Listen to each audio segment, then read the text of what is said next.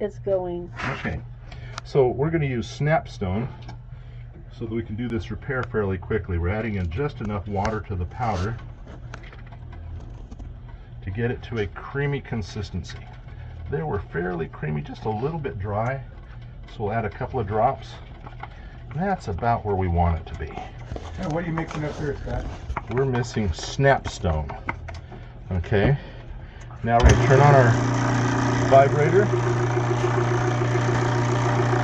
I'm going to add just a little bit right at the beginning, and I'm doing it slow that it flows into the teeth but doesn't create bubbles.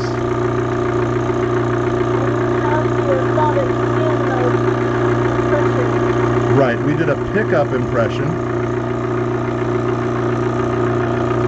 Notice as I add the material, it flows faster when it's not grabbing onto the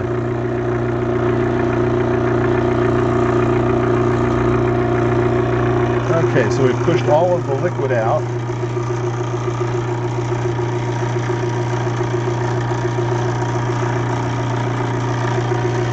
Now we're going to take the rest of our stone and plop it into a base former.